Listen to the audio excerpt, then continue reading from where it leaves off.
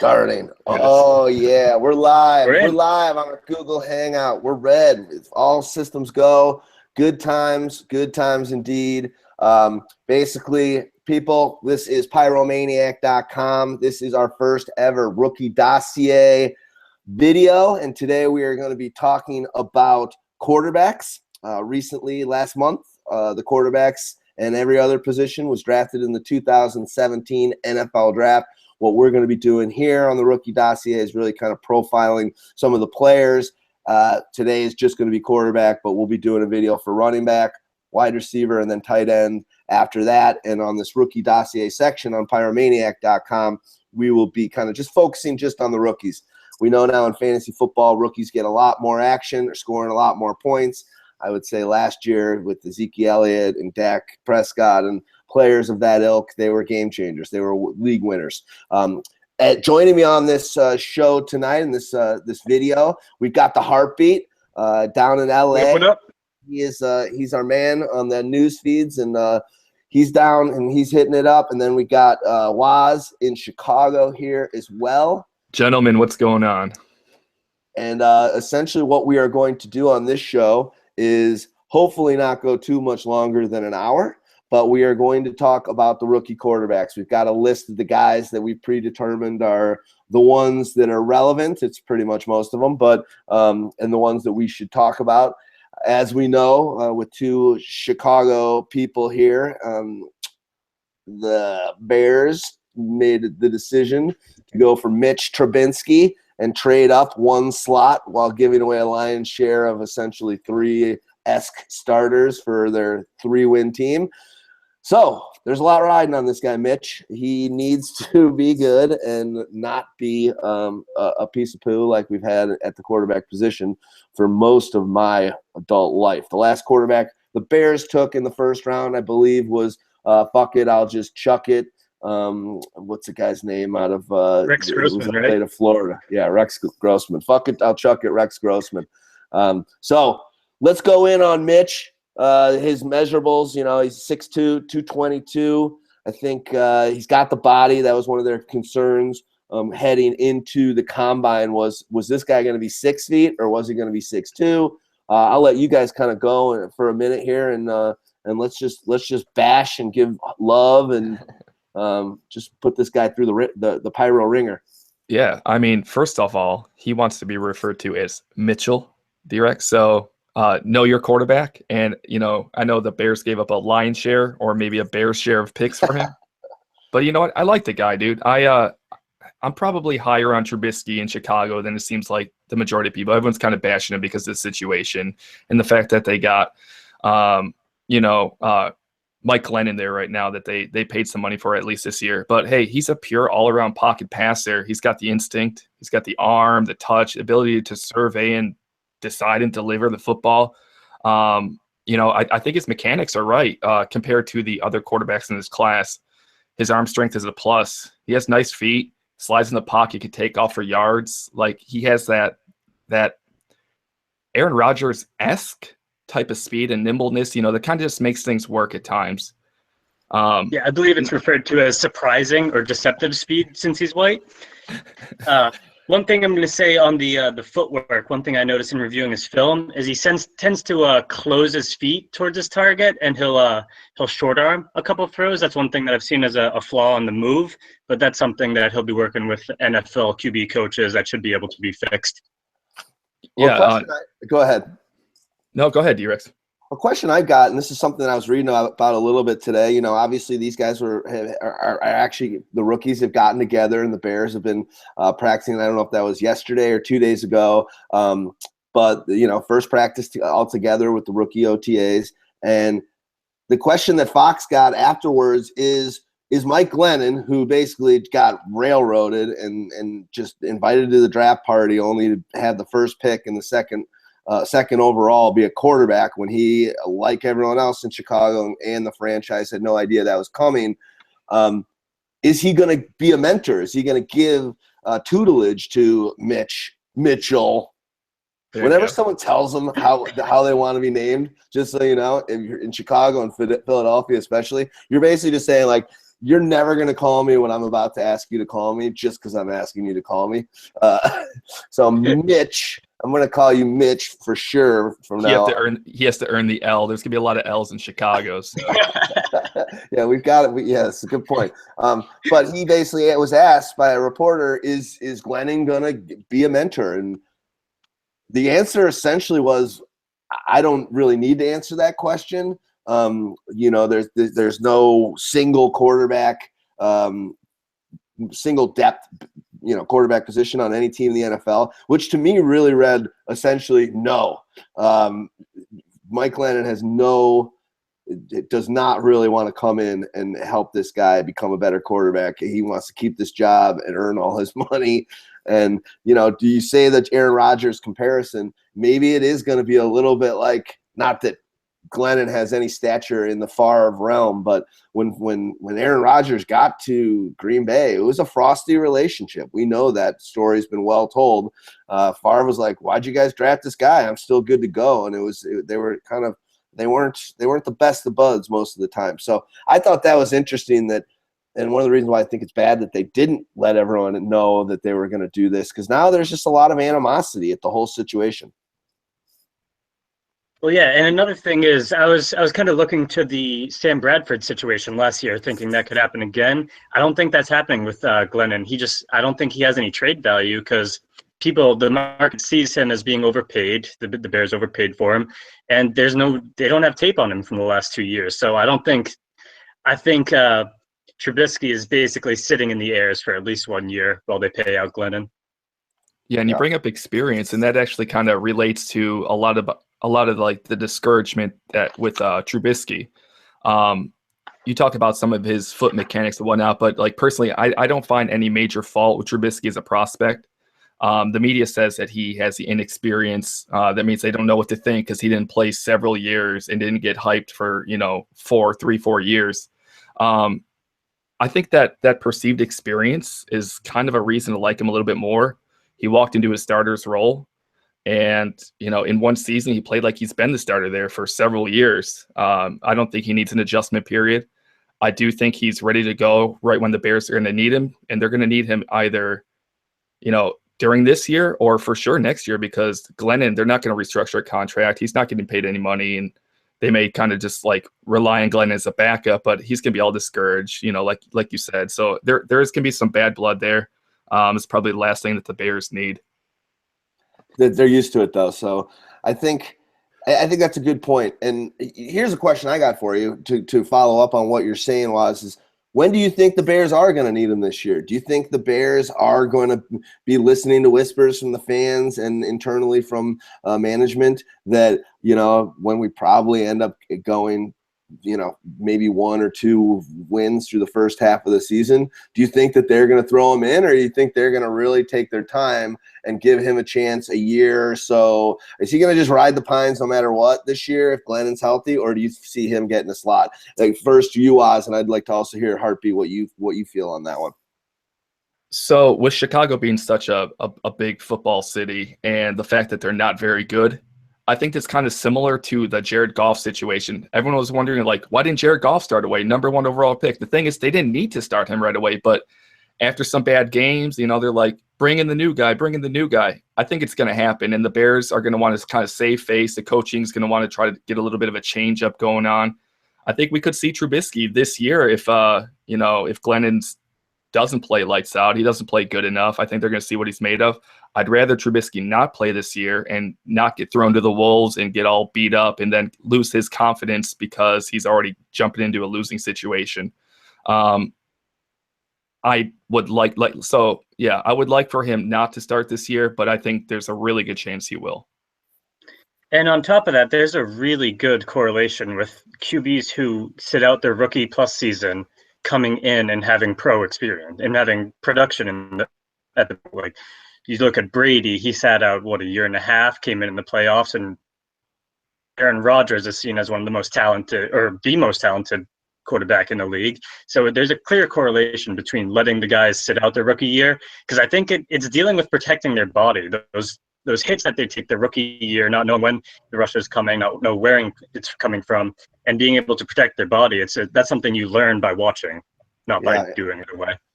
And you hear all the time about the rookies. The two biggest steps you take from going from college up to the next level is that NFL speed you hear about, and then that rookie wall. So I think when you're able to kind of bypass having to deal with either of those by just kind of learning the game from the sideline, getting being educated by the quarterback that's ahead of you in reps, and just the practice, the repetitions yourself, week out, day out, during the off season and through the season, just like it makes sense. I mean, I've never been a professional athlete, but when I'm doing things on a regular basis, being it jogging or drawing or whatever it is, I'm becoming better at my craft. So completely makes sense on that front. Waz, what were you going to say, bud?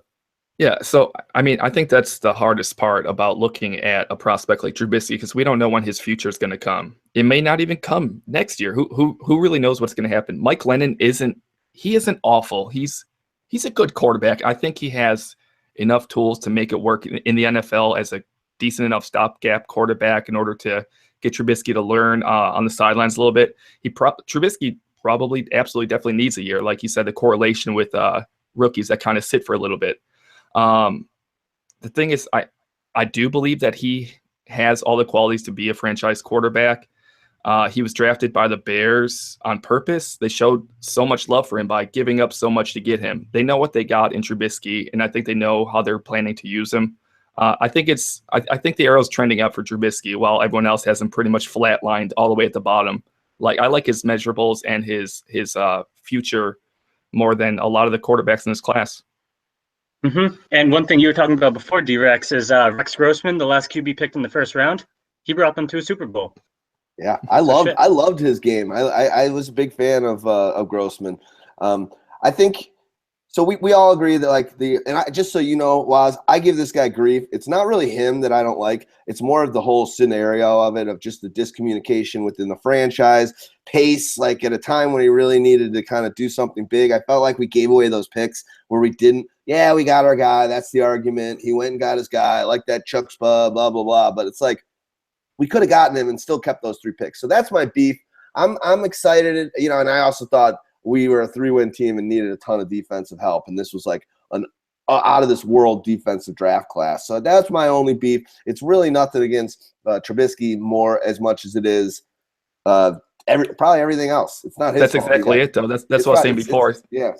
Lousy situation on paper, but you have to kind of see it from the franchise's point of view of what they gave up for him and probably what they want to do with him. Glennon won't be the guy, but it looks like Trubisky's going to be a guy who's going to stay around for, well, at least he'll probably 4 or 5 years and see what happens to him from there. Let's hope we got a career guy where he's there for a while. A guy on Twitter was giving me some grief about what I just said. Hey, we got our guy. He's gonna be great, and I'm wishing for that. And he's like, you just got to go get the quarterback you want and let all the other pieces of the puzzle fall into place. And I'm just like, it doesn't seem to be working that great for the Colts. It doesn't work for the Jets either. For Rivers. Just the NFL doesn't. It didn't work great for Eli Manning, but I think there's other circumstances there. The NFL, it's not like you can just go get your Jordan and all of a sudden keep the ball in his hands the whole time. So it's a team game. You got to fill out all those slots. So we'll see. The one thing I loved, a story from this week, and I know that you probably got some more good ammo over there, Hartbeat. I love the fact that he drove to those OTAs a couple days ago. He drove his grandma's 97 Camry. Did you guys see the pictures of that? He rolled up. He did the old Morris driving his Bentley, his old Mazda so that was, I like seeing that. Humble beginnings, hard worker. This guy doesn't come with a silver spoon in his mouth, which is sometimes what you think of from a white quarterback that's got it all. You kind of think that they've had it all. So I like that aspect. I thought that was a funny story and anecdotal situation. Yeah. Also really funny is, did you guys see all those old tweets from like 2011, 2012 that kept coming up? The like, I love titties tweet. I love licking titties. I like him even more after seeing that, to be honest. I'm like, okay, this guy isn't a total tool. Yeah. Better than the tweets we got, and we'll cover it in our tight end show. Better than the tweets we got from our new tight end, Sheehan. Jesus Christ. Anyway, we'll stay away from these topic matters. You guys know me; I'm an animal that way. So we think Aaron Rodgers is the ceiling. Obviously, it's the apex of what he could ever possibly become. God, the ceiling is the roof. Yeah, the ceiling, the roof. It's Sears Tower-esque ceiling. But where do you guys see? What do you expect out of him? What career? Just taking a gander and a guess. Like, where do you anticipate what he's going to do at a realistic level? Kind of comparing him to some other player out there. So another prospect that I like, he was drafted in 2014, and he's been kind of riding the bench behind a certain quarterback. I don't know if you know his name, Tom Brady. Jimmy Garoppolo, I'm a big fan of. I think Trubisky has a lot of the positives that Garoppolo has, and we still haven't seen what Garoppolo can do in the role for a continuous amount of time. But I think Trubisky will be very similar to Jimmy Garoppolo. He's going to sit for a little bit, not as long as Garoppolo's sitting, but I think he's going to be very effective when he comes out. They need weapons around him. He needs a decent offensive line to kind of make some plays. He's good with all those all those different ranges of passes. I think he can manage a game. I think he's got his head on right. He's not a diva. So I'm kind of looking in the future so Mitchell Trubisky will be like Jimmy Garoppolo once he plays. Does that work? I hope so. I just want to see what Garoppolo is when he plays. We got. That's what I'm saying. I'm still high on him got though it, too. Got it. Why don't they? That's something for another day. But it's crazy that I feel like the Patriots not getting rid of him. At what point do they get rid of him? Well, you saw yesterday, Brady made the Madden cover. He's on the Madden curse watch now, and then he's going on Instagram breaking mirrors and walking under ladders. So I mean, they might foresee another 4-game suspension for him, or they might just even suspend him 4 games just to get a little more of Garoppolo and keep Brady fresh. I like that. A self-imposed team suspension for the best player in the league. Let's do it. Okay, so who are you thinking Hartbeat could be his spirit animal in previous career? Oh, I know you guys aren't going to like this, but I see a lot of Alex Smith in him. I see him as a good, accurate passer. He doesn't have that big arm to really let it rip downfield like an Aaron Rodgers or like a Mahomes this year. But, I mean, talking about the inexperience, he was the 3rd best in adjusted passing rating when blitzed at 76.9%, which is in college. That's really good. He was also one of the highest just overall passer rating at 69, or pass completion at 69. So he's going to be one of those guys who throws into zones, throws guys opens, and he's going to be more of a game manager. He's going to try to march the ball down the field, play game management. They're going to want to feed Jordan Howard the ball. And I mean, that gives him a really good a segue into kind of developing as a pro. I see him as a Alex Smith with a little added upside. I think it's a little added arm strength too. I think Trubisky has decent arm strength, and I think he has the accuracy a little bit extended down the field, and Alex Smith does as well. But that's a fair comp. I mean, your consistency is super important in the NFL nowadays, and that's all that teams can really ask for, and us as well as like fantasy football enthusiasts. Consistency matters. Mm-hmm. With his lack of games, I think he played 13 games at the college level or started. Are you guys worried about him being able to be a leader in the locker room? Are you worried about him being a leader in the huddle? Is there any issues with him running too much of a college style offense, or any of those kind of major issues that come with quarterbacks going super high these days? And that's the hurdle that you have concerns for. Mitchell, I'm being nice. Well, here's the thing. If we're talking about his, the offense that he came from in college, I think a lot of people think that it was more spread heavy than it really was. I mean, it had elements of the spread, but there were like a lot fewer quick passes and bubble screens. There was a lot of those medium and deep passes. I think they're going to understand it. And once he gets in these OTAs and gets in the preseason, they're going to see that this guy can play football. And as long as he instills confidence with his receivers and the team around him, I think he's going to gain that locker room presence without being a diva from the start. It looks like you said, he's humble. So I think a lot of veterans respect, a rookie coming in and just being kind of quiet and watching and then showing off and being like earning his trust. Yeah, I mean, they didn't run the spread offense, but they did run the majority of their plays out of shotgun. And they had the type of offense where they sit in shotgun, the entire team looks over at the coach. They hold up a sign. They run a play. So the big question is going to be, how is he going to lead in the huddle? How is he going to lead them on the field? And how is he going to instill confidence in his teammates? I mean, so that's one thing. I mean, even if Glennon's not a mentor, Glennon knows how to run a huddle. And just by watching him do that for the first year or however many games Glennon starts, he's going to get an idea of how to run a huddle and how to get the guys' confidence. If I were Glennon, I wouldn't be bitching. I'd be like, damn, I'm just going to mentor this guy, get my $50 million. Maybe they re-sign me again at half that. I'm just going to become his best friend because that's good. That's good pay to be holding the clipboard. This is a question for you, Hartbeat. You had mentioned, tell us a little bit about the offensive line and for the Bears and how they're kind of where they're headed as a group. And how you think that can affect not just Mitch, but also just the offense in general. And what do you think he's walking into there with that line? Well, I mean, the line, according to PFF, was middle of the line, but here. Who is it? Kyle Long's the only player that's been on their line since 2013. So they really got to get some consistency at the line. They got to play together, and hopefully through the first 8 weeks of this season, they can kind of get it together, start playing as a functional unit. And well, the stat that I actually think is right is I think Kyle Long's the only player from the team heading into this year from 2013. Mm-hmm. One player that's been there since 4 years ago. That is insane. Yeah. And they got cut this offseason. So out with the old, in with the new. There you go. Well, anything else that we want to kind of discuss in this? Is anything we missed that we think is important from a fantasy perspective? I actually have just a little thing. So it's hard if you're in like a dynasty league and you're looking at someone like Mitchell Trubisky and you're kind of paying for him. It's hard to rely on not knowing on when he's going to start, and it's kind of a big investment to kind of just have him as a roster clogger.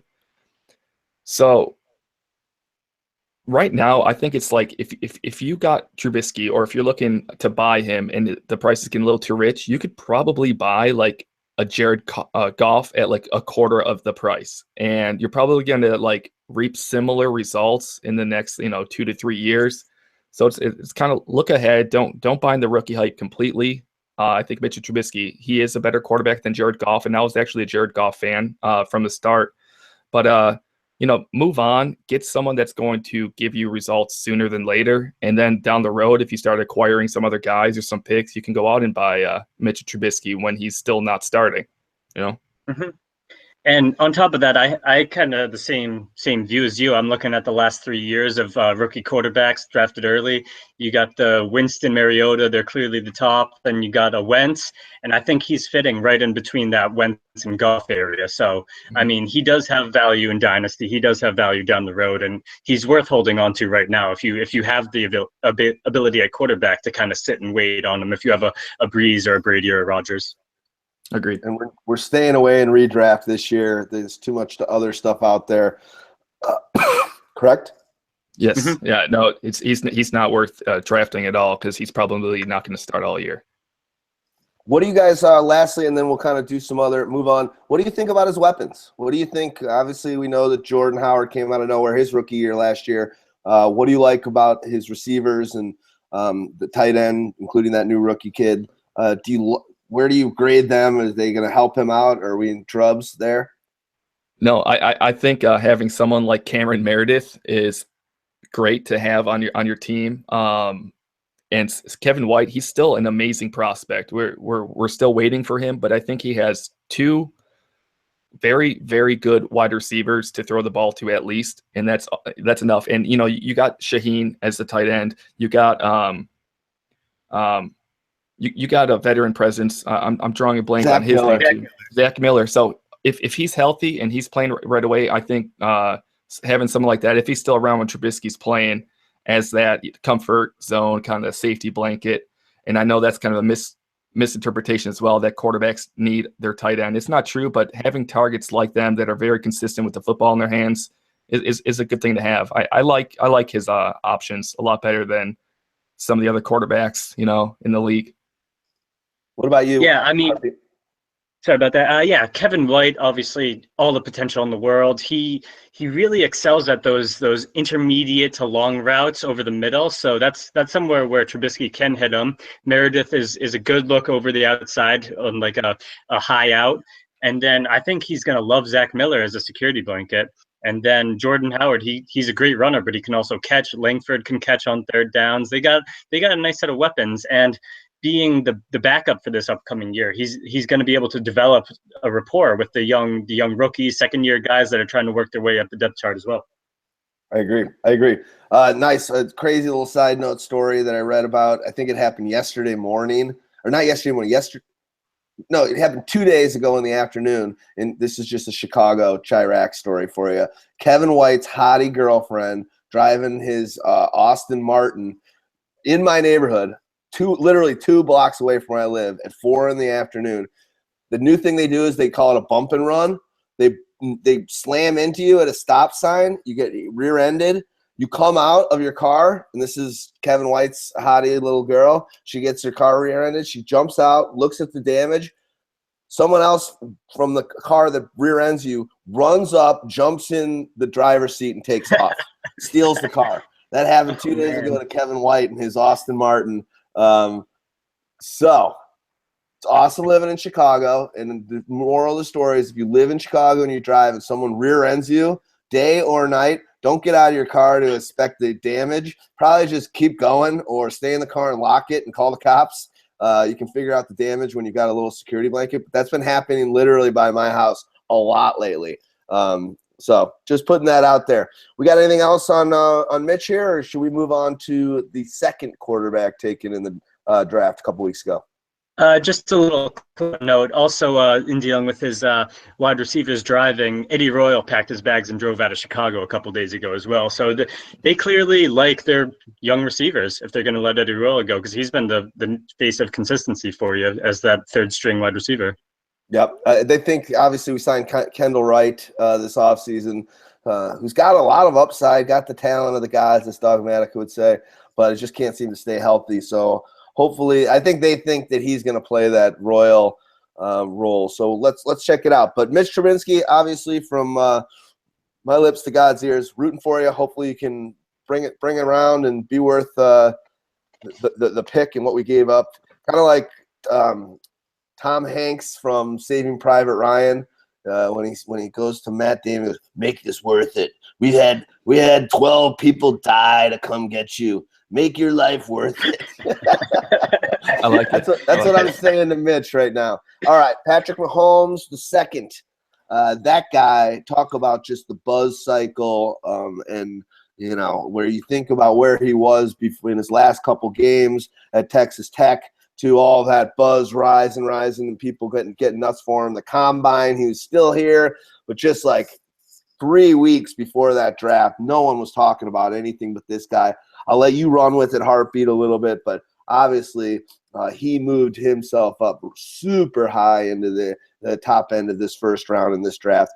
I know you're a big fan. We're going to let you go gush for a little bit, and I think all of us love this guy.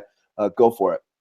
Well, yeah, I mean, everyone heard about his arm strength. He can throw an 80-yard ball from his knees. PFF, Pro Football Focus, actually projected him to have a top 5 arm in the NFL right now. So he's up there with the Flacco, the Aaron Rodgers. He can sling it. And he's coming into a system in the Chiefs where he is sitting behind Alex Smith, who we noted before. And Alex Smith is kind of the game manager. He's going to dink and dunk it downfield. And you know that Patrick Mahomes is just going to be sitting in that earpiece saying, "Throw it, pussy, throw it." No, absolutely. I mean, the Patrick Mahomes line, he's a gunslinger. He's talented. I mean, he's you'll hear about his baseball prospect, how good he was being scouted by MLB as well. He's got the arm strength division. He throws a 93-mile-per-hour fastball. It's wild, man. He's got that escapability as a quarterback too, which is important when you're trying to make plays. The thing was with these guys that are labeled as gunslingers and have like the arm strength, sometimes like Ben Roethlisberger had. Sometimes they try to make plays, like we saw him do at Texas Tech a lot. Sometimes they want to do it. They want that wow factor. They want to show off a little bit, but sometimes to make big plays. But at the same time, sometimes it goes really horribly. And I saw him make some terrible, terrible decisions. I don't know if that's going to translate well to the NFL, especially to someone like, the Kansas City Chiefs, where they want to probably play it a little bit more safe. We see they're safe game planning enough. Just hey, let's just work down the field, let's score some points, and do it all over again. Because at Texas Tech, he could do whatever he wanted. They weren't a great team. He was throwing from shotgun spread offense 40, 50 plus times a game. He could afford to make mistakes, but at the same time, at the NFL, that tempo isn't going to happen as much, and he's not going to have the opportunity to make mistakes. So I think they're going to kind of turn him down a little bit, maybe mold him in a little bit more of a more consistent quarterback. And I wouldn't expect so much of the gunslinging aspect as everyone's expecting. I think he's a raw player, and I think that's what makes it that gunslinger. And just, I've got limited viewing on him. I've watched highlights. I've watched all the buzz leading up to the draft. And, I'm not going to say I intimately have watched this guy over his career, but I think there are certain players that if you do handcuff them, it's just like a stallion. If you kind of keep the stallion and you don't let it free and run in the prairie, you're going to kind of beat the horse mentally. And I think that you'll be surprised. I agree with you. They're going to pull him back a little bit. You can't just start winging it and slinging it and getting a ton of interceptions. But I think that Reed went out and was like, I need the opposite of what I have. It's kind of like you want what you can't have, or what you want what you don't have. And I think he really went out there and he was like, after probably loves Alex Smith and what he brings to the table, but he's just like, we're stuck here. We're not getting out of that first round of the playoffs. I don't care if we get to the playoffs every year. What did that do for the Bengals? Nothing. And I just think he's going to be, because of the draft share and what they've given. Did they give 3 first-rounders or 2 first-rounders for him? I think it was 2 first-rounders, but yeah, I don't remember. They gave a lot of draft capital. I think you'll be surprised that he's going to get a little bit more of a leash and free rein to kind of figure it out himself, because I think that's his special sauce. I mean, I think if you do strap him down and make him be something he isn't, that could be more so than getting 28 interceptions in his first year as a starter, the killer's kiss for him.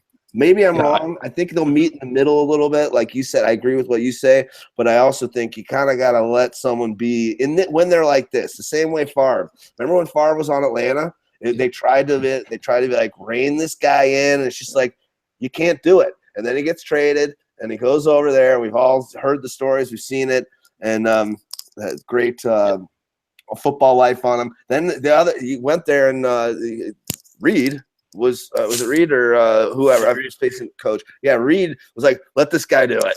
Let this guy just be him, and we're gonna live and die by it. And sometimes you die, but when you live by it, sometimes it can be serendipitous. No, you're absolutely right. You bring up like really good points too, because you should get excited. Andy Reid should be excited to have this kind of quarterback who will go for it, and you have weapons around him. That I really like Tyreek Hill, Jeremy Maclin, Chris Conley's over there. He's like a budding prospect just waiting to pop. Travis Kelce, Spencer Ware, now Kareem Hunt. I mean, it's going to be fun. It's going to be easy. It should be easy for Mahomes right away, and he shouldn't have to rely on slinging it. I think we're going to see the best come out of him. I really like his landing spot.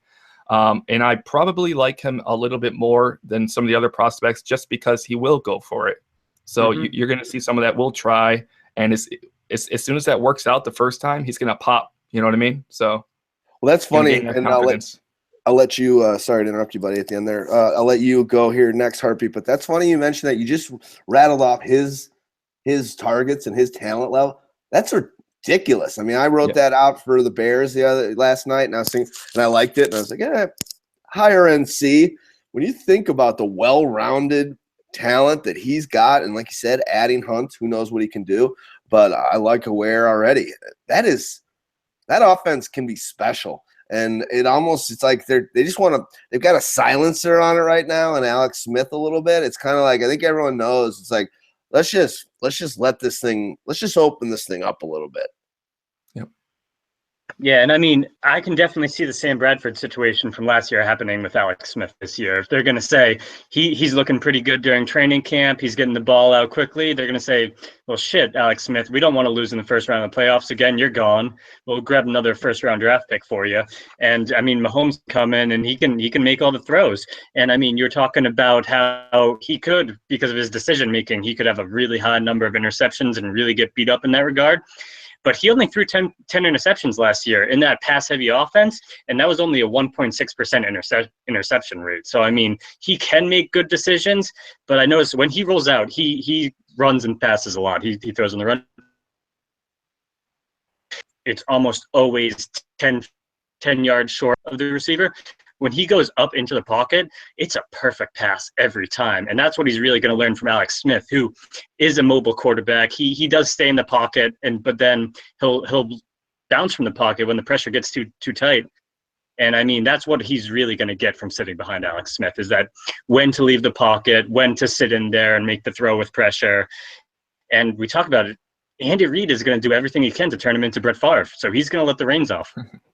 Yeah. And, and Alex Smith, I think he's going to be a great mentor. We haven't seen him actually need to be a mentor, but if you wanted to learn football from a quarterback that's playing right now, I think Alex Smith is probably the most down to earth, keep it simple, stupid kind of quarterback, and, kind of just teach him the ropes. And I think Alex Smith is one of the best at just knowing the ropes. Yeah, one of the things I've noticed also, which is added because you had that weapon in Tyreek Hill, but Alex Smith did take more chances last year. He opened it a bit more up himself. He went long and took some chances. Not as much as you would like to see, but it was surprising last year where he threw the ball downfield with some chuck it kind of tosses to Tyreek more than we've ever seen him in his career. I'm a 49ers fan and a Bears fan, so I've been watching Smith since he got drafted first overall for us. And he was the same way. He never threw it downfield, never got the distance on the ball, but he was doing it last year. So I think that, obviously we're talking about Mahomes, but I think that he's seen that he's got to just kind of trust the going for it action. What do you guys think? Sorry for that little side rant, but I was just thinking about how much I actually saw him chucking it deep, and that was probably one of the reasons why they're like, he's kind of going for it, but this Mahomes guy is going to do it all the time. Do you think Andy Reid is kind of a quarterback whisperer? Is he landed in the perfect spot here, Mahomes? I mean, out of all the rookies that got drafted, is this kind of like the perfect landing spot for this guy? Yeah, it's probably the most favorable landing spot. It wasn't the most favorable landing spot for Mahomes, though. I mean, everyone's hoping for the Cardinals, learning behind Carson Palmer, and those kind of weapons that are still around. But if we're talking about, the kind of quarterback, maybe we can argue Deshaun Watson, but I like Patrick Mahomes a little bit more. He's gonna have to kind of sit for a little bit, but the Chiefs already know what they want to do. Like you said, you saw Alex Smith throw down the field a lot more last year, but maybe that's because they told him, we're like, we need to go this way, and they're like, they didn't see from Smith what they wanted to see. That's why they wanted to bring in Mahomes, who could probably do something like that.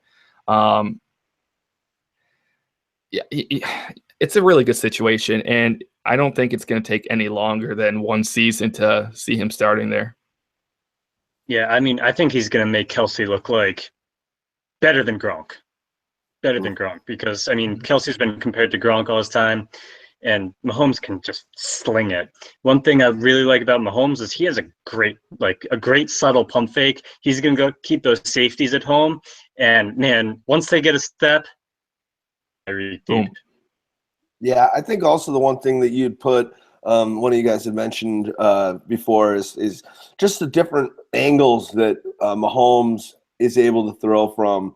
Similar to how a Stafford kind of plays now, where sometimes it's a normal release, sometimes it's a Bernie Kosar sidearm, sometimes it's just a jump, no even feet on the ground, throwing it off your back foot. But he's just got that so much confidence and arm strength in it that he's just able to kind of deliver it in the same way. And I think that is obviously one of probably the most favorable comparisons and parallels with the Brett Favre, who did the same exact thing.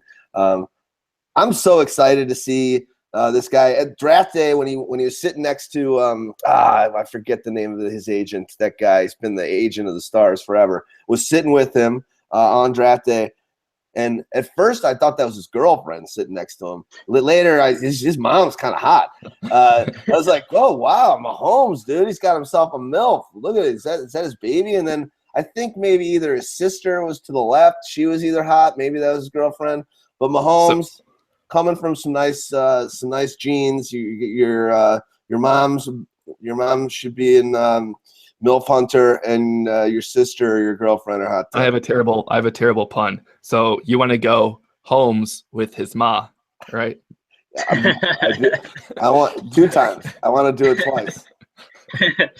And I mean, I think for forward thinking, we don't really think Mahomes is going to have that much of an impact this year. He could come in late, but we all want to see him sit that year. Looking down the road, if you play in leagues where you get those big game bonuses, the 300-yard, 400-yard, he's going to be great for that. If you look at his game against Oklahoma, he threw for 734 yards, 5 touchdowns, and he ran 2 in. Did he throw for 700, or was that total yards? He threw for 700. 5 touchdowns and then 2 more on the ground, plus all the rushing yards he must have got to get those in. So, I mean, look at that's a 60-point fantasy game right there. Well, I mean, that's the whole wing-in attitude. Oh, sorry, go ahead. Well, I was just saying, that game he had the most all-purpose yards in the history of college football. So I didn't realize he had 700. That's insane, dude. That brings us back to the tempo, though. Throwing that many yards. I mean, he was throwing 40, 50, 60 times a game sometimes. The tempo was unreal there. They weren't a good team. They were just always just chucking it. So, I mean, but at least he saw the volume. At least he saw a wide array of different angles, different passes, a whole lot of everything. We know that the spread offense. Sorry, Hartbeat. I'll just ask you one question and let you go. How come the spread doesn't work in the NFL? Is there a reason? Everyone's always talking about, it comes from the spread and it doesn't work when you get to. Why is that? Why hasn't someone figured out how to have the spread work at an NFL level? Is there a team now or a team that has? I think the Big 12's defense just suck, so they can just run all over them. They can just hit it at any point. They're really in the spread offense. There are really 4 levels because you have the screen game as well. So you have behind the line, you have the short, like 5 to 7 yard pass. You have the intermediate up to 18, and then the long passes. And he really used all those passes. A lot of passes were behind the line that I saw, though. I didn't really like that because a lot of the yards were after the catch. We got anything else we want to talk about on this guy? You got anything you got in your mind over there, Waz? No, I'm tapped out on him right now. I'm pretty much said everything needs to be said. I'm pretty sure we said slinger or some variation of it about 2 dozen times. That seems to be the case. I'll just say that in his college film, they run the spread offense, but he had maybe 2 seconds to throw on every play. The Chiefs have the 14th ranked PFF offense. They have a really good offensive line. So he's going to have more time to be able to sit down there, read the field, and make a decision rather than just kind of getting it out of his hand as quickly as possible. In last question, we know that we're in a redraft. Maybe you take a flyer on him at the end if you really think that something like what you had mentioned, where Alex gets moved or he's going to learn real fast. But in a dynasty league, out of some of these other quarterbacks we're going to talk about, I know you're big into dynasty, Waz. Is this a guy that you're fired up for? Is this a guy whose career you want on your team? I think he has to be on anyone's radar. But it seems like most people are on board with Watson because they see the immediate starts right away. The whole thing about the unknown of when a quarterback is going to start is, it could ruin your team if you kind of draft him too early and then you have to sit on him for 1 year turns into 2 turns into 3. But Mahomes is one of the guys the whole dynasty industry seems to be all in agreement with. We love this kid. We love the opportunity. I'm not high as all of them. I like I like to maybe push off most of these quarterbacks and take a flyer late or for cheap on like a Davis Webb who could be starting for the Giants after Eli steps away, or someone like Trubisky, who has the opportunity we already spoke of before I'll take someone like Patrick Mahomes. But yeah, everyone's on board. You're going to see good things from him. Yeah, well, I mean, you talk about Davis Webb, and he was actually the Texas Tech starting quarterback until Mahomes came. So, I mean, I'm taking Mahomes over him. I really like his ceiling. I think he has the highest ceiling out of any quarterback in this draft, and he has the weapons around him, the coach who's going to really let him dictate the game. And I just think there are way too many other skill positions in this draft. There are tons of good running backs. Not all of them landed in great spots, but they're going to be good players. There's some good wide receivers. Corey Davis is going to be great. So I think he's really a late round dynasty guy, or late first round if it's not a startup. But I think he has some really good potential in the league. Yeah, he's going kind of in the second round of like one quarterback leagues. But in those two quarterback leagues, he's gone in the first round, and that's why I said I would rather take a flyer in the fourth, fifth, rounds on a Davis Webb, because we'll probably be sitting and waiting on him the same amount of time. I think it's, you have to look at return on investment, because if Mahomes doesn't start in 1 or 2 years, you're kind of stuck, and you paid a lot to get him, and you could have gotten, like you said, that depth at wide receiver, running back for the same price you paid for Mahomes. Cool. Let's move on from that fella. I'm excited to see this guy play. He's electric. Let's move on to the third quarterback taken, and that is, God, I'm trying to get a pick. I'm trying to watch some, get an understanding of what they traded for. But this is Deshaun Watson out of Clemson, champion. Houston traded up to get the guy they wanted, or at least get one of the top guys that were there before there wasn't one of the guys they wanted. And I think everyone's super excited about that. Like Waz just alluded to, I think Watson, I think we all agree, has the finest opportunity to be a starter and from day one, or at least whether he's going to be a great starter, he's going to get the opportunity on a team, the Houston Texans, that kind of just need him now. It's Rex Savage or him, and I think they're going to go with him. What are your thoughts? Are you thinking, before we get into the nitty gritty with Deshaun Watson? Obviously, he's done it against the finest talent out there. The stories you hear about him just from Alabama players who are all NFLers at this point, or soon to be, are just like, God, this guy's a beast. What are your expectations for him for this year? And do you like his prospects as an NFL player? And then let's get to the juice. I think he's starting day one. I don't think they give Tom Savage any snaps. I think they're going to say, okay, we got this guy, did okay, but round pick just for the fucking Browns to take him. And then we traded another first and second. So they really traded 2 firsts and 2 seconds for him. So they've invested a lot in him. And I mean, you want to talk about it, he made that 1 second pass to Leggett to win the national championship. And then just his awards that he received, 2015, he was a consensus All-American, ACC Player of the Year, ACC Offensive Player of the Year, first team All-ACC, Manning Award winner, Archie Griffin Award winner, Davey O'Brien Award winner, and he was a finalist for the Heisman. And then he played last year and won the national championship, and he was second team All-ACC. He went to the Senior Bowl. He got another Manning Award, another Davey O'Brien Award. He got a Chick Harley Award. He got the Johnny Unitas Golden Arm. He was a finalist for the Heisman again. He went to 2 national championships. So, I mean, like, he does have flaws in his game, but just in the limelight. Well, yeah, I mean, all those awards kind of usually come with a big time school. Clemson had the spotlight for a little while. Those awards come, but I think it's trying to mask a lot of his issues at quarterback. We all know he's limited. Yeah, we've seen him win games, but like we said earlier when we were discussing Trubisky, it's not a one-man show. There's a lot of players around him that made that happen for him. No one's ever been dazzled by his passing game. They like his big playability and stuff like that. But he throws so many screens, bubble passes, simple slants. When he goes deep, 95% of the time, it's big heaves down the sidelines.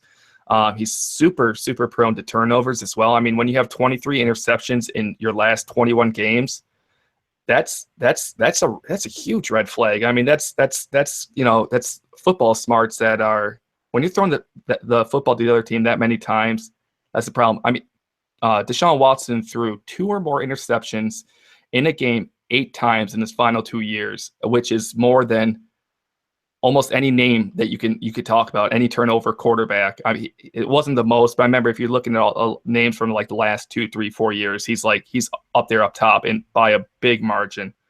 Yeah, so I mean, a lot of those red flags, they should be considered. I know everyone's looking at all the accolades and all the good things he done, all the national championships, the Heisman nominations, the AVN award he won. Right. I mean, I saw him star in there, right? There's reasons like Watson. Come in one thing though, and just say, please, I'm just going to ramble anyway. No, it's all good. But with those awards, you kind of mentioned. I agree that Clemson's got a great program, but when you look at it, they've never had really a great quarterback. I mean, they've got Clipboard Jesus and Tajh Boyd, man. Tajh Boyd, but what he didn't. That's it. I was going to literally say it's Tajh Boyd for me. Thinking about the last 10 years, I can't even think of a stud player before then that ever had an NFL career from the position. So Tajh Boyd, he was sweet, and that's the guy that played the position before Deshaun got there. Am I wrong, or wasn't Deshaun a starter in his freshman year? Maybe he was a red shirt, but I love a guy that comes in and just is that alpha male, comes in day one. I think that was the same thing with Mahomes as well. It's the anti-Trubisky.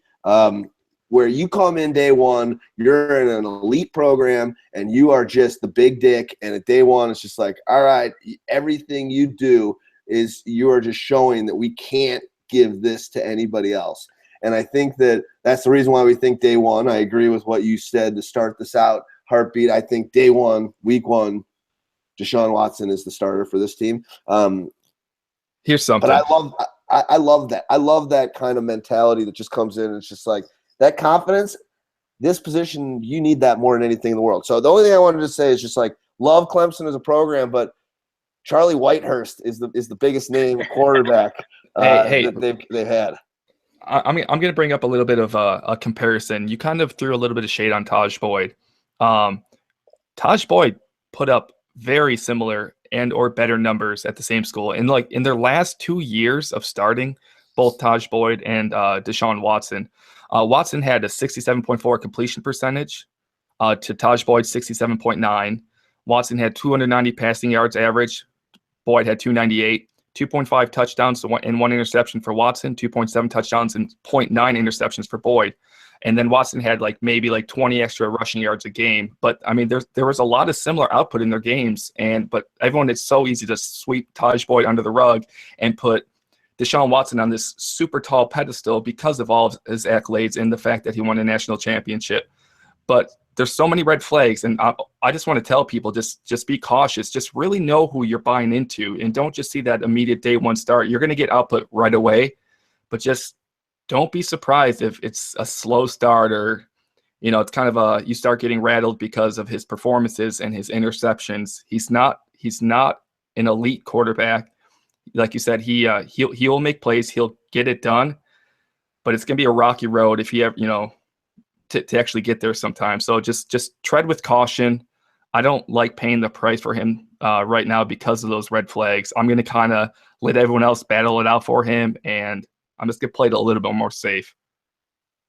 Yeah, and you talk about those inflated stats, and another reason why those stats are inflated are, Martavis Bryant, Sammy Watkins, Nuke Hopkins. I mean, they have so many fucking great receivers in Clemson that it's just like you throw it up and they're going to come down there. But he's going from Mike Williams, who is a slower possession receiver, and he's going on to Nuke Hopkins, who's the same style, but he's just better. So he has great options in the pass game. They have CJF, who's okay, and they really don't need him to do too much. Brock Osweiler took that team to the playoffs. So they're going to be pounding the ball with Lamar Miller. They got Deonta Foreman, who we think is going to be a really good pro. And they're not going to ask all that much of him. They're going to say, make the smart play, develop as a quarterback, and then we're going to we're going to see what happens, because they also have Bill O'Brien, who ran under the Belichick model, and he's going to try to develop Watson into that Tom Brady type. Absolutely. And the one guy that I really like, I liked him too early last year. Hopefully he can pull it together. But Braxton Miller, second-year guy. You got Strong. Yeah, I know Waz doesn't like him, but but Strong, he's an elite athlete. I think he can hopefully figure it out of the slot.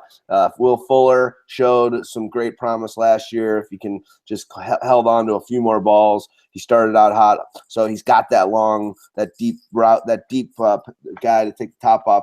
He's got some weaponry around there. It should be exciting for him. Here's the one thing I really like about Watson. Obviously, I go into, as Stags likes to call it, narrative street. But when you think his coach, Sweeney or whatever, Debo, called him Jordan-like. Anybody that passes on this guy. He's seen a lot of these players. I agree with what you guys said with a lot of these wide receivers and the talent that he has, but he's got one of them, and he's got that talent at the NFL level. I guess I'm just going to beat a dead horse. I don't think he's going to come in day one, and I don't think he's going to be one of the best quarterbacks like ever. I think he's probably his career is going to be, a middling starter.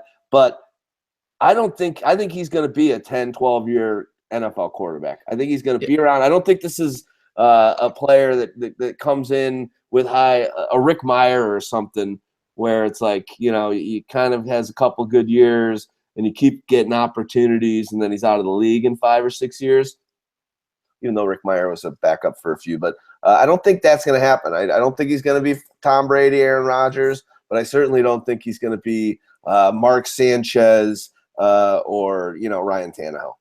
Well, yeah, I mean, he's not totally incompetent. We've seen that. I cannot argue, against that the fact that he made plays in won football games. He could be a mediocre, safe passer like Hartbeat was mentioning, and he can add a little bit of fantasy football goodness using his feet, give you like maybe 20 or a little bit more yards a game. That's 2 points is good. There's risk, risk that he flat out just isn't ready for the NFL due to his weak arm.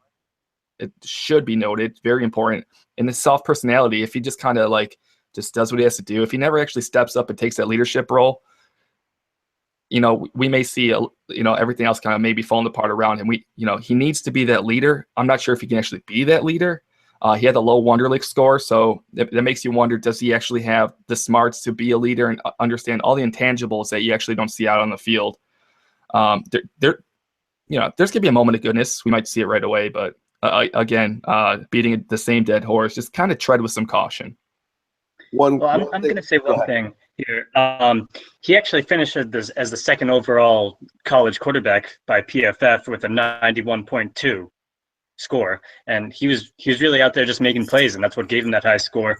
And he's going into a system which had the third best blocking center. So that center, Greg Manns, is going to be able to see there. He's going to read the protections. He's going to tell, and he's going to be able to kind of adapt to that. But one thing I saw that really worries me, in 2014, he tore his ACL. You see out there, he's not protecting his body when he rushes. He looks like a RG3 type. You remember in the national championship game, he got helicoptered. And I mean, I can just really see him getting too injured and being out of the league quickly. That's all it takes. Yeah. Here's one thing that I'll say is, how many guys, I guess there's a few, but he had 10,000 yards passing in his tenure at Clemson. I guess there's more than I would have thought. So I was like, how many people have thrown for 10,000 yards? And it looks like the number, God, I love the internet. The number is 102. Well, so it was one of a kind. Not as elite as I would have thought.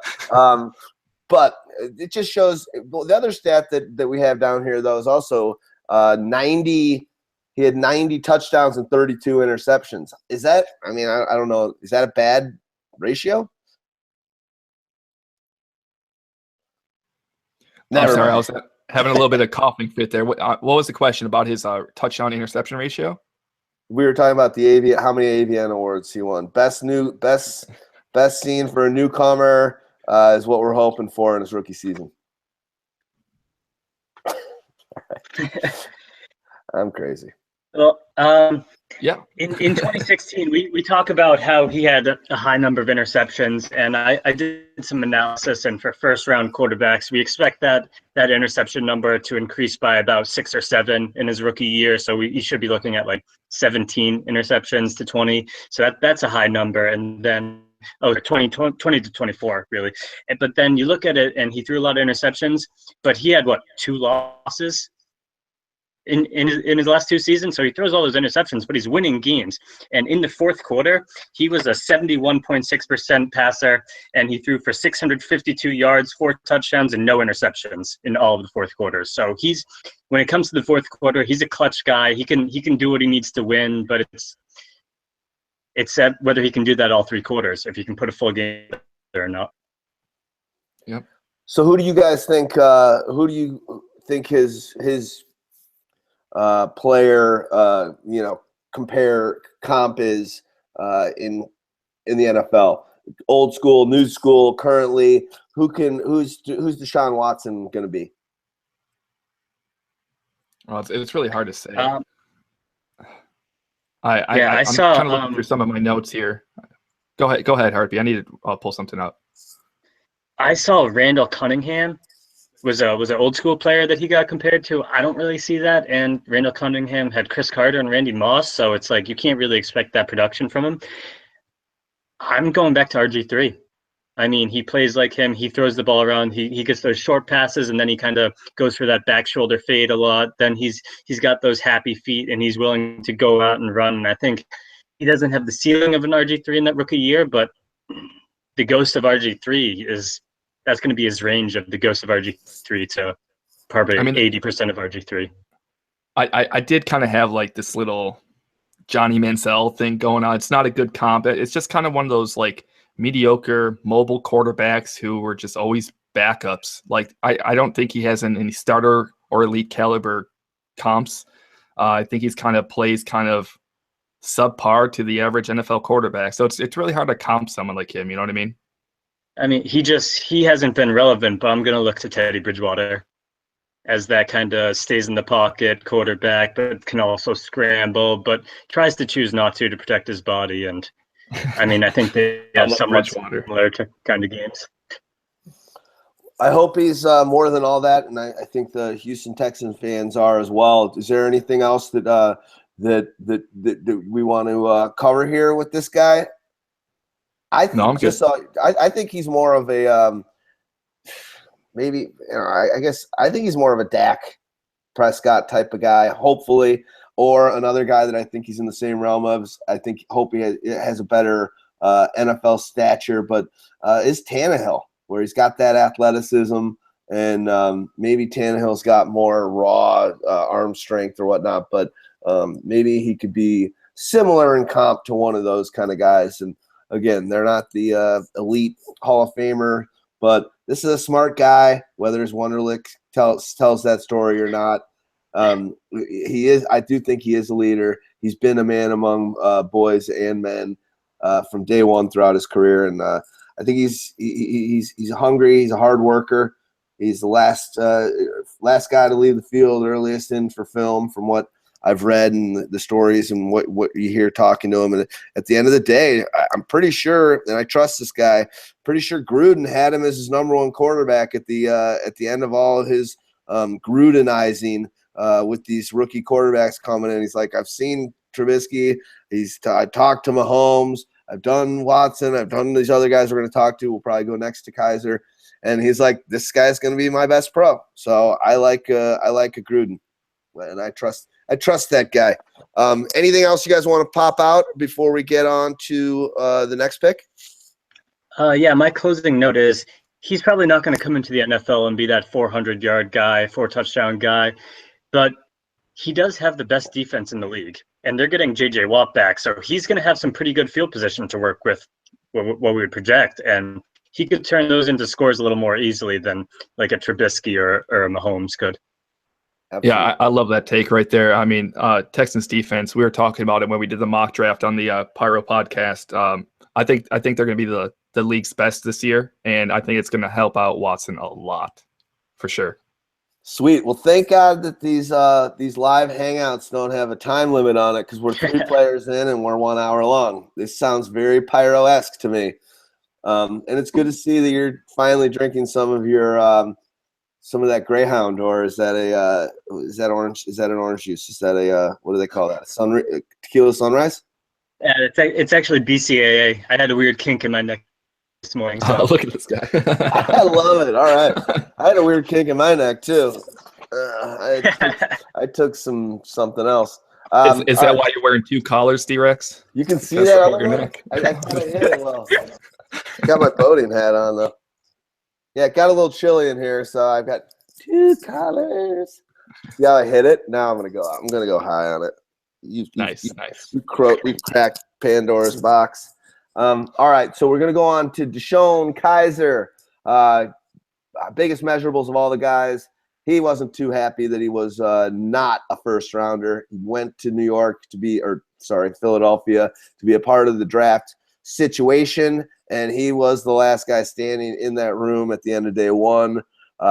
Not too long after that, the Browns, who everyone had kind of talked about going high for a Watson, maybe even doing Trubinsky with the first overall, went and got their guy. So Notre Dame, the only thing I'll say is the coach at Notre Dame basically said when he declared, he's like, yeah, he probably needs another year. And then like backstepped it 2 days later. He's like, no, he's ready to go.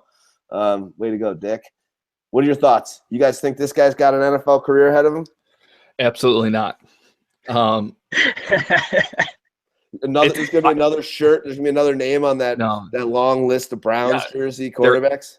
I truly believe so. I think it was a wasted draft pick. I think all of the pre-draft hype around him had everything to do with just his connection with Notre Dame.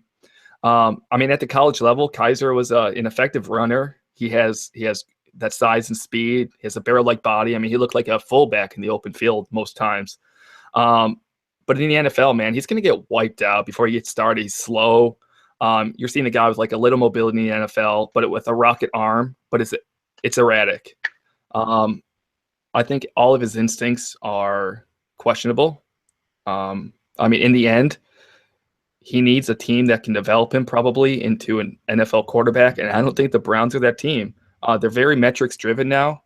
So, I mean, I don't know still why they went for someone like Kaiser. His metrics weren't good. I mean, yeah, I'm just going to leave it there, but I just think it was a wasted draft pick. I think the Browns kind of fucked up with their whole quarterback situation and just had I'll just take this guy. You know what I mean? So. Yeah, I mean, I do have a couple of positive notes on him that I'll read off before we. Thomas, who's a guy that Mo loves, he was his number 1 prospect in throwing ability, and he's also one of the only quarterbacks in this draft class that had the ability from his coach to go up, to change protections, to work under the center, and he kind of has that experience. But then on the flip side, he went 4-7 in college. What's your real potential as a pro winner? Yeah, right. I think I never had a good feeling about this guy compared to some of the other dudes. He's got that arm strength, but as Waz said, is he slow? Is he lumbering? He didn't do good in college in the win record. His coach said he wasn't sure if he was ready to go. And I think the one thing that you heard a lot on draft day from guys like Mike Mayock, from guys like Mel Kiper was, and you had said it when you started going on, was he's going to the wrong situation to learn the game in the right way. There's just not gonna. Brock Osweiler is fighting for his career, and then you got Cody Kessler, who I think we all think is actually maybe could be a good quarterback in this league, and be definitely going to be the day 1 starter, and might just be day 1 starter and just run with it. We'll see. He's a question mark there too as well. But after an amazing first round by the Browns, what I loved what they did with those 3 picks in the first round. They kind of came out early on the second rounder, and maybe it might have been a dart throw. Yeah, and it absolutely was. I really wish they would have threw that dart in Davis Webb's direction. You'll hear later. I think we're going to go on to him here soon. I'm a big Webb fanboy, but I'm going to rattle off some stats here about Kaiser. So he had like 2 big stat games in his career. 2. In 2015, he had 5 touchdowns, no interceptions against Pittsburgh. And in 2016 against Texas, he had 5 touchdowns and 0 interceptions. If you erase those 2 games, which is, plausible in any kind of, if you're kind of looking at trends and stuff, just subtracting 2 games, that's okay. Games with 15 or more pass attempts, he had an 11-10 record, similar to what Hartbeat was mentioning about he can't win games, and he had a 35-19 touchdown to interception ratio and less than 60% completion percentage over 2 years. So I don't even know where all that pre-draft hype was coming from. I think everything had to do with the Notre Dame connection. I think he's gonna sit behind Cody Kessler until they draft another quarterback, whenever that is. I dislike him. People are taking him though because it's like they assume that he's better than Kessler, and they assume that the second round draft capital matters. I don't think it matters. I think we're going to see the same old Browns, and I'm really disappointed. I would have loved to see Davis Webb go there. Yeah, I mean, I love what the Browns have done the last 3 years with the draft picks. I think they've had really great drafts. It hasn't really portrayed on the field that way, but I think they've been putting some really good pieces together. That being said, we're talking about how good Notre Dame is, but the last couple prospects that Notre Dame put out were who? Brady Quinn and Jimmy Clausen, and what have they done? It's just the alma mater. Yeah, the whole alma mater thing. It's this false perception with Notre Dame that people have. And I mean, I think Kaiser, if he does play, he's a 35-40 interception potential guy, because you hear him saying he's a combination of Cam Newton physically and Tom Brady mentally, and he's going to go out there and just make some awful passes. I mean, maybe he'll get to hang out with Josh Gordon a little, smoke a little weed, and be out of the NFL a little quicker for us. More power to him. Party while he's still getting paid. I mean, in his last 15 college games, looking at this now, last 15 college games, Kaiser threw for less than 60% completions in 9 of them. So more than half of his games were sub 60% completion percentage, which is very unlike college quarterbacks who get drafted in the first handful of rounds. I mean, that's just crazy. Wasted draft pick, way too high, hated it. And he had good receivers at Notre Dame. He had Will Fuller, who's a burner for at least 1 year. And I mean, Notre Dame is obviously bringing in good recruits. So there's really no excuse for that. For those, he's just so erratic. Probably my least favorite quarterback of this draft class. With where he went and everything, I just completely dislike him. I'm avoiding at all costs. Yeah. That being said, the Browns have so many draft piled for the next 3 years. They said, "Shit, it's a second round guy. Let's take one in the second because we didn't get one in the first. We'll throw, and if he works, he works. If he doesn't, we got this pick for Brock Osweiler. So shit, who cares?" Yeah. Now they got 2 Brock Osweilers. Look at what's happened from recently. I don't know if you guys touched on this, but recently from Notre Dame, you got Brady Quinn and Jimmy Clausen. Is he better than or worse than those guys? Who even cares? Who cares? They're bottom dwellers. Is Jimmy, I think, is already out of the league. Brady definitely didn't stick too long. So the old days of Joe Montana and Joe Theismann are good. The 2 Joes, we're not getting that kind of production. Again, Rick Meyer, I alluded to him a little bit. He kind of had a career, but anything else you guys want to go? The offensive line, you guys like what obviously he's got a lot of weapons. If so be it, Brock sucks and Kessler gets hurt. I mean, their wide receiver situation's nice. It looks like since our show the other day Josh Gordon not reinstated. We made the good call there in our draft. But really, don't do it. Just don't do it. I was like, late round. Let's get this guy. What if not reinstated? The next day, very next day. Next day. That's hilarious. So if you smoke a little weed and drink a cocktail on a private chartered flight, you're never coming back into the league again. If you beat up women, if you kill people, if you jump, if you push people off cliffs, all right, you got to miss 4 games. I mean, it just comes down to the whole NFLPA. I mean, they signed that agreement. So they have to deal with it. I hope it gets restructured next time. I hope, I'm glad they're trending in the right direction. Josh Gordon just fucked up at the wrong time and became the scapegoat. The fact that he fucked up again, then that's his fault. It's just stupid, man. Yeah, and he didn't even know he was screwing up there. He's like, I can't drink. Like, jeez. Yeah, he said he got secondhand high when he had the bad drug test. He came back. He was about to be reinstated. Then the next day, he withdrew that reinstatement and went into rehab. So, in 2 years, he should have just not done that, and he would be back. He could have just opted out of his contract with the Browns. I mean, like, he's made all the wrong decisions. The Browns have a history of bad quarterbacks. Kaiser's a wash. Yeah, he's a wash. I think we should just move on from that. I mean, all right, cool. Let's do it. Let's go on to the next quarterback. I think this is the fella.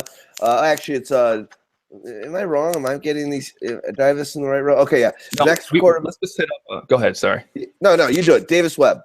Yeah, Davis Webb came from Cal. He got a lot of pre-draft hype as being a fringe first rounder. I bought into it because I think I saw a lot of things that were very favorable to Davis Webb. Webb's throwing mechanics are, in my opinion, excellent. He has got a super quick release, moves his body into his throws. He's got a really great touch, and he's got the quarterback instinct that you don't see with a lot of quarterbacks nowadays as well. I think he could be considered like one of those new era quarterbacks. He gives you a little bit of, you mentioned Dak Prescott earlier when we were discussing Deshaun Watson. If I get any Dak vibe, it's all with Davis Webb. He's not a runner though, so I mean, if you kind of take the running aspect of Dak Prescott away, all those little quick release, the touch, everything, I think Davis Webb has that. He makes super quick decisions. He throws quickly, accurate.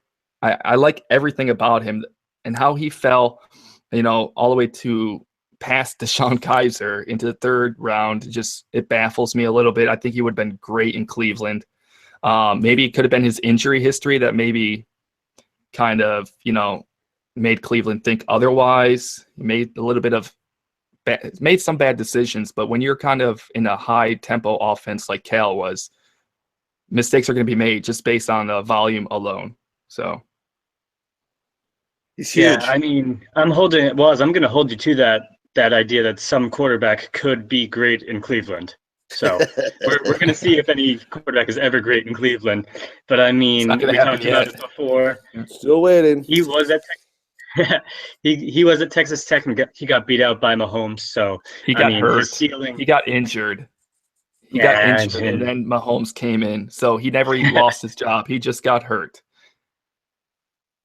Yeah, okay. I'll give you that. But Mahomes did play lights out his freshman year, and so, I mean, they had no reason to go back to Webb. It was working at the time. But at least he went to Cal and made some plays. His film, I thought he had a little bit of happy feet, some throws soared on him. I feel like those are automatic interceptions in the next level. But he did play really well in the Senior Bowl, and he was one of the reasons why O.J. Howard's stock skyrocketed and then fell during the draft. But he made O.J. Howard look really well. He gamer, so he can shine in the big moments. And I mean, he's waiting behind Eli, so I'm a Patriots fan, so Eli, I fucking hate him. I always will. And I always will hate the Giants. But Eli's a good pro. He's going to teach him the ropes. And they're not going to have Brandon Marshall by the time Webb would play, but he's going to have OBJ. And OBJ catches everything. So all you have to do is throw it up to him. Yeah, and you got Sterling Shepard out there too. I mean, Eli's going on, was he 37 now? 37 by the end of the year. Mm-hmm. How much longer does he have in him? I know he's like Iron Man. I know he's playing probably 16 more games this season. But I wouldn't be shocked if we see, Eli step down within the next 2 years. And I mean, it's Davis Webb will be welcomed there learning under Eli. I think he can start a lot sooner than some of the other guys we may have discussed as well. But if he waits long, sure, that's a little problematic. But like I said, this Davis Webb is going late in dynasty rookie drafts just because people think he's worse than Kaiser because of draft capital. But he's going to have the tools around him. He's going to have Odell Beckham Jr. Brandon Marshall's probably going to be gone. Sterling Shepard is one hell of a receiver. Evan Engram, I know. Well, I was excited about Engram until the Giants started talking about using him as a traditional tight end, and I can't wait till we do our tight end show because I have like a rant to make about the whole Giants organization and their decision with Evan Engram. But I like Davis Webb a lot. I'm a huge Davis Webb fanboy, probably higher than anyone you guys know. I saw great things from him compared to the rest of the film. I'm watching some of these other guys, and the price that he's going for in dynasty leagues. I'm doing so much more dynasty than redraft. You're not going to touch him in redraft this year, but he's a guy I highly recommend you pick up late because I think he's going to return a solid investment for sure. I love it. And I think if you're talking about him going to the Giants and learning under Eli, who's a consummate pro, learn from his brother, Peyton, who's one of the headiest quarterbacks that we've ever seen.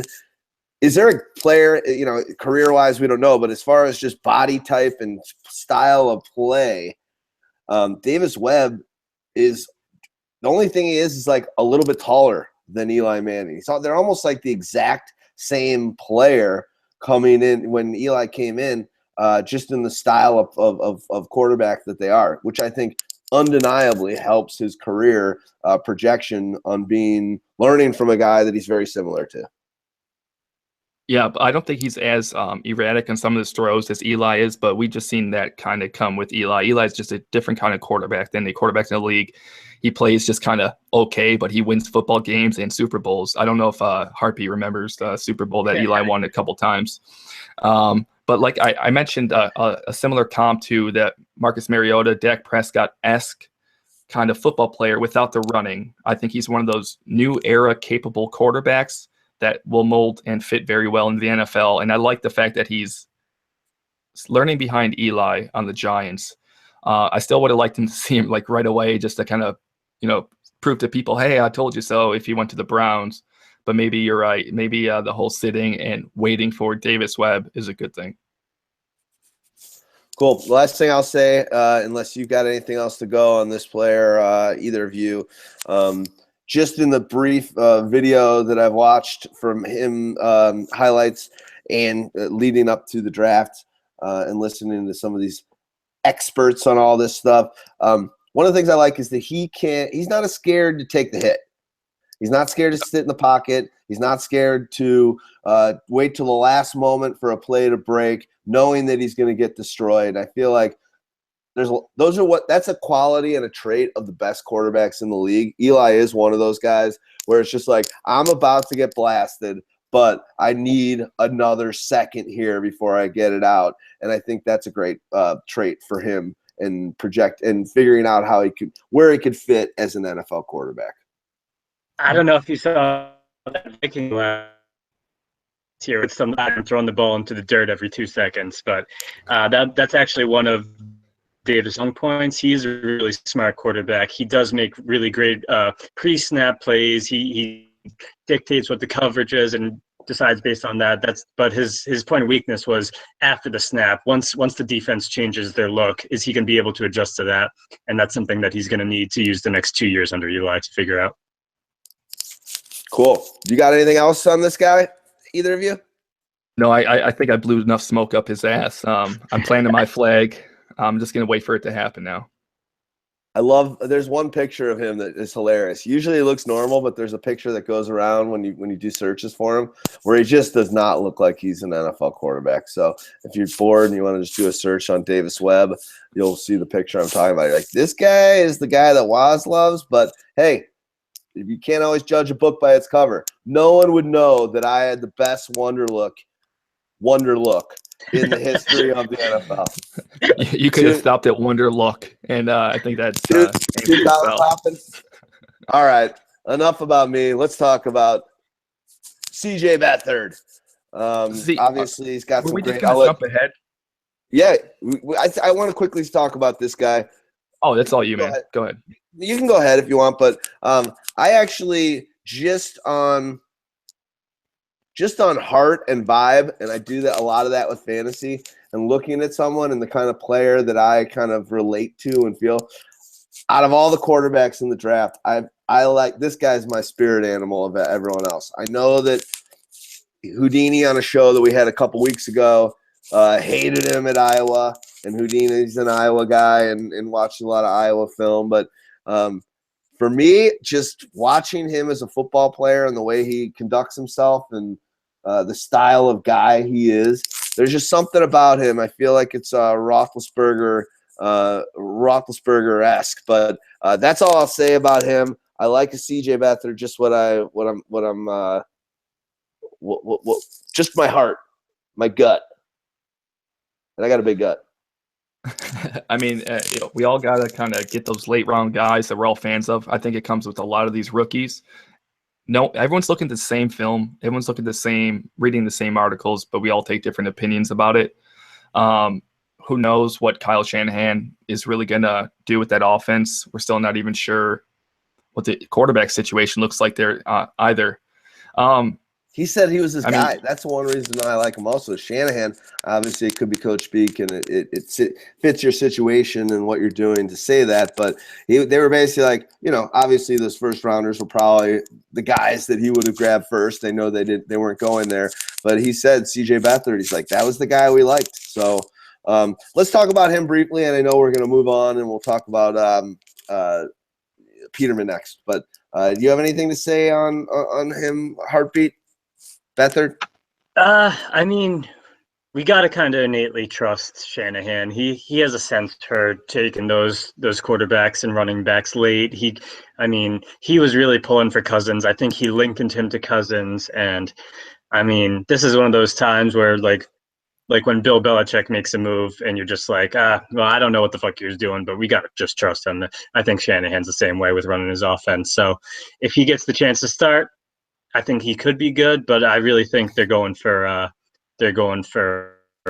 Cousins in the offseason. Yeah, I mean, Cousins in this 1 year thing, I think it makes perfect sense. So, I mean, we're going to see Hoyer play this year, most likely. We saw Matt Barkley play. He was capable. He was a capable enough quarterback to, last a whole game and last a few games. He put up stats, but that's the thing. So, I mean, how soon are we going to really rely on Beathard to ever be a franchise quarterback or starter? Probably not, especially because I think, like as Hartbeat mentioned, the arrow and the trends are kind of positioning San Francisco and Kyle Shanahan to kind of go somewhere else with quarterback. They did spend a third-round pick to get Beathard, which is, I would say surprising, but at the same time, Deshaun Kaiser also went early too. So these NFL teams, they just have different plans. I just don't think he was drafted to be a starting or a franchise quarterback with the starter qualities. Here's the only thing I'll say on that, and Hartbeat, let you go after this. He was a winner. Think about how much better that Iowa program with Beathard has been. I mean, they've been like top 5 more than you can remember. And I'm not going to say it's all on Beathard or whatever, but he's a winning quarterback. And I think that means that calls and is important, especially when you're sitting there in the Big Ten like that. Very important. And last year, looking at his stats, I guess they finished the season 21st, but a winning career. Last year's stats for him, he had 5,500 yards, 40 touchdowns, 16 interceptions. That's pretty impressive stats for his last season. He was 21-6 as a starter. He played hurt a lot. I don't know. I just feel like this is a guy that's got the heart. He's got that kind of that bravado. And that maybe swagger is the wrong word, but he's just a tough dude that, I don't know, there's just something. You might be right. Cousins might be the fit there in San Francisco, and I'm all down for that. No one likes Cousins like me. But this guy's been a winner. That program, Iowa, in the last few years while he's been there, I've been hearing about him more lately than I had a lot earlier, and he had great numbers last year. So I'm not going to give up. I think this guy could do it. As being he could be a player in this league. I think Shanahan's bringing him in to be a really solid backup that knows the system. They're going to go for one of those high-end quarterbacks, but he's going to be a guy that 2-3 years down the road, if someone gets hurt, you're short at quarterback, maybe you're on a bye, you could throw him into your lineup, and he's going to give you some pretty solid numbers. Cool. Well, let's move on to anything to say about Joshua Dobbs other than how come he doesn't have any eyebrows? He just has a really big forehead. I thought I did, but that guy's got. Shave him, or is that an issue? Like, I know, like there's a guy like Villanueva. He doesn't have eyebrows, but he doesn't have hair. Dobbs got hair, but no eyebrows. I don't know. These are the things. I'm wearing 2 collars, so what am I? Who am I to judge? Yeah, he's going to have a big issue with sweat getting his eyes in the league. So, I mean, that's a real downside that I see. Is there anything else we want to talk about him, situation, or should we move on? I mean, we're running a little long. I'm fine, but I want to cover all these top guys, but I really don't. I don't really have anything on him.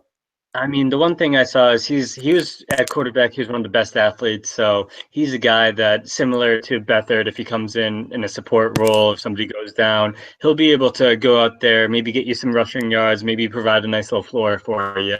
And I mean, but that's what he's going to be. He's going to be a career backup as well. He's the smartest guy in like the whole draft, isn't he? Like, he's already graduated. He's like a science.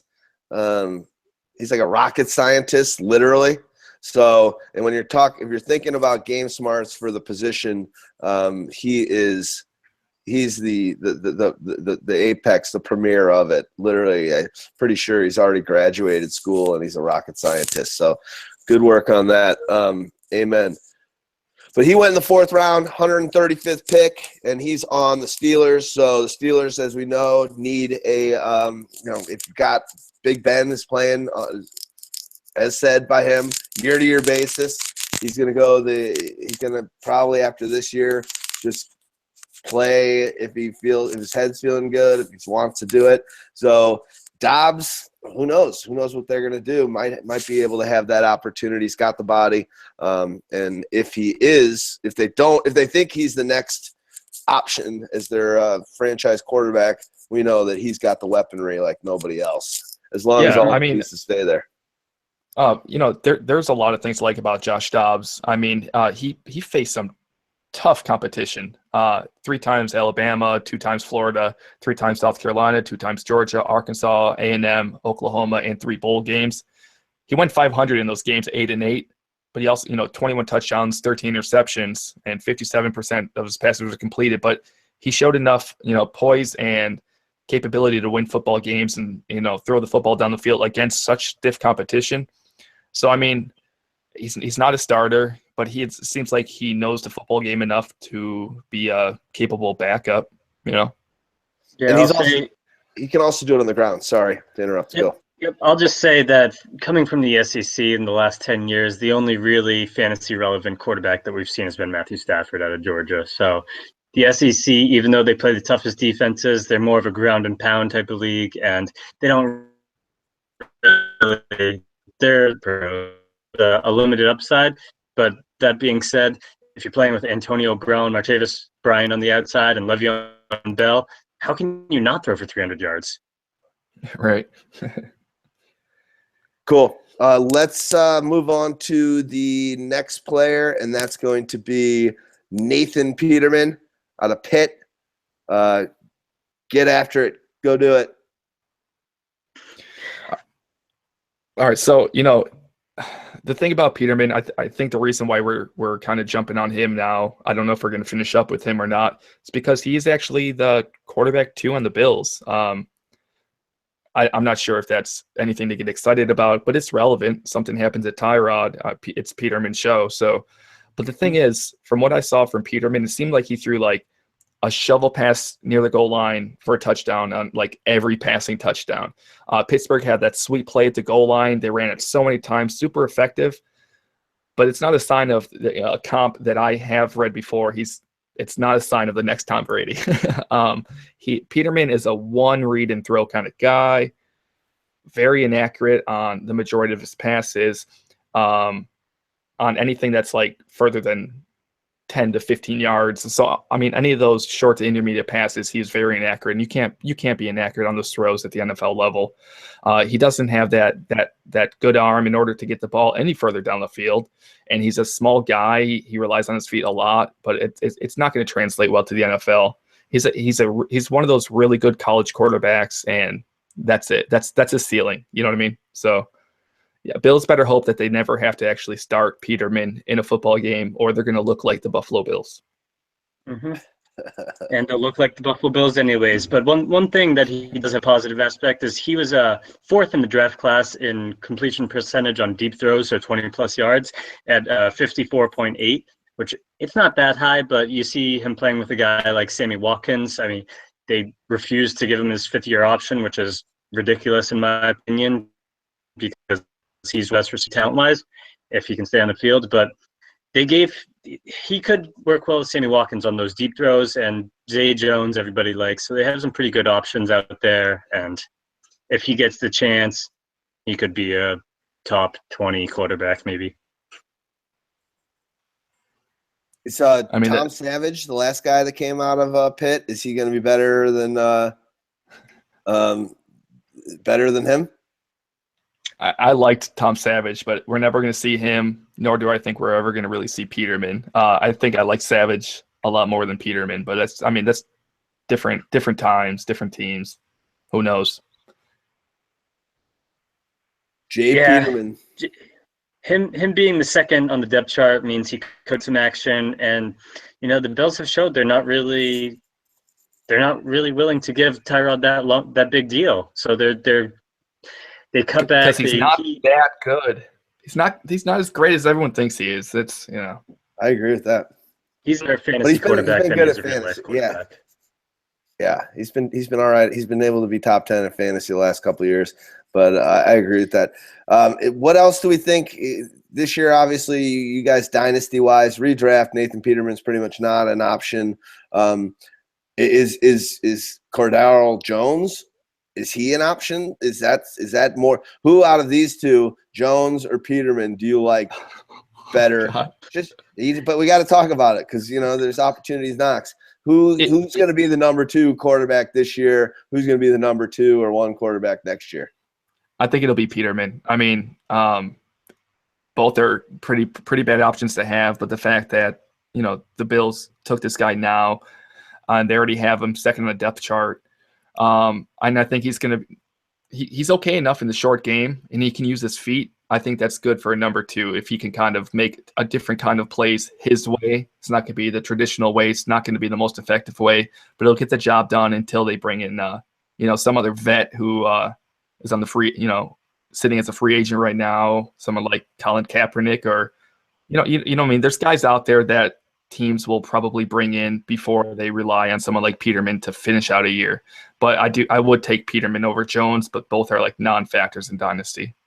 Yeah, I mean, you talk about Tom Savage being the last guy out of Pitt, but who's the last quarterback out of Ohio State that's done well in the league? So, I mean, Cardale Jones, he might have been a stop plug. He might have been just a guy that can go out and give you one good game. And I think Peterman is more that Tyrod goes down for look for Peterman for more of a consistent quarterback play. So he's going to be a field general. He's going to be a game manager. He's going to be the guy that dink and dunks and then takes a few shots deep to Sammy Watkins. But if they throw him in there, the one thing you have going for him in his fantasy is you don't think they're going to win the game. So they might be playing from behind, so he might have to pass. So you get that Blake Bortles game script. Yeah, in those rushing yards, I mean, He's got the mobility. He's got his feet. I mean, if he rushes in the end zone, 6 points right there, 10 yards for a point, the guy's going to score some football points. He's probably a better fantasy player than NFL player. But yeah, he was a solid college player. But that's a ceiling right there. I don't think it's going to translate well to the NFL. And he's another transfer, I'm pretty sure, as well. Peterman. He was caught in a position where he wasn't able to make it to the field, and then he jumped on over to Pitt. So, all right, I think we've covered a lot of guys. I mean, the other we won't go into them, but Brad Kaya, obviously taken by the Lions in the 6th round. Worth mentioning, Chad Kelly, taken by the Broncos, Mr. Irrelevant. That's really it. Here's something, actually. if you're in a dynasty league, I noticed this so much. People are picking up Chad Kelly one way or another. The thing is, I don't think he's really going to be the Denver's quarterback 3. Kyle Slaughter was undrafted free agent, and he was someone that the Broncos were planning to take with their last pick. The thing is, they didn't take him there. They had phone calls with Kyle Slaughter, like, we're going to take you, man. We're going to take you. But then they drafted Chad Kelly, and then they actually went and signed Slaughter right away. They actually pushed him a good amount of money as an undrafted free agent. I think that Chad Kelly is going to be really Mr. Irrelevant in Denver, probably not going to make the football team. And you're going to see someone like Kyle Slaughter potentially being the 3rd quarterback on the team behind Simeon and Paxton Lynch. So don't go out of your way. Personally, I would not go for Chad Kelly, and I would avoid him and wait to see what happens there in Denver and potentially get like a late round grab or a free agent fodder like Kyle Slaughter. He doesn't even have a Roto World page yet. And but he's signed to the Broncos. He's going to be, yeah. I love it. Can I ask you a question? 1 year later, no. Paxton Lynch, end of the 1st round. What are your feelings on, I know it's a rookie show on quarterbacks, but what do you think? What are your feelings with him this year? I think he's going to be the guy this year. I think Paxton Lynch, because of his draft capital, is going to win out over Simeon. I think Simeon's going to keep it a close race, but I think when push comes to shove and they start hearing back from the receivers, I think Lynch is probably going to be that guy. What about you, Hartbeat? Yeah. I actually started Lynch in a fantasy game last year because he had that one little flash in the pan game, which makes you think with Emmanuel Sanders and Demaryius Thomas, they're obviously great targets. Demaryius can go up and get anything, and Emmanuel's a burner. I mean, he has the weapons to be able to be a good quarterback. The Broncos obviously are a great defensive team, so he's going to get a lot of chances on offense. They added Jamal Charles, who's a great receiver out of the backfield if he ever gets right. And I mean, he could be a top 20 quarterback if everything works out for him. Mm-hmm. Love it, guys. This has been fun for our listeners and our audience out there, our viewers, I guess, in this case. We're used to doing podcasts. This is going to be something we're going to be diving into more and more. We're definitely going to be doing on the rookie dossier. We're going to be doing, I think we'll probably do running backs next. And then we're going to do wide receivers, then tight ends. Wow. I mean, if we're doing 8 quarterbacks and it's this long, just get ready for like Lonesome Dove level miniseries shows. But we're excited to do these, and we're kind of going to keep the rookies into these videos and within the rookie dossier on Pyromaniac.com. And I see us doing a lot more videos like this throughout the off season on other types of content. And, just from everything I'm reading on how people are digesting content, and, you young hipsters out there, video's where it's at, and we want to be there, a part of that game. So we're going to be doing a lot of videos throughout this off season, heading into the season. And this has been fun. So it's kind of like we just dipped our toes in the water, so to speak, here. Hope you liked it. We'll figure out, I'll figure out better outfits. If there was any sound issues, I apologize, but we'll get this bad daddy right. Yeah, hey, I mean, you're advertising for all of our future shows. You forget to mention that there was 3 kickers drafted in this year, so we can go like all day on these 3 kickers, man. I like it. I'm in. You know me. I'm not scared to take a kicker early. All right, I love you guys. Good stuff. Way to get it going, Waz. Enjoy. I know you've got kind of a hard stop. We made your 4 o'clock. Yeah, Pyro.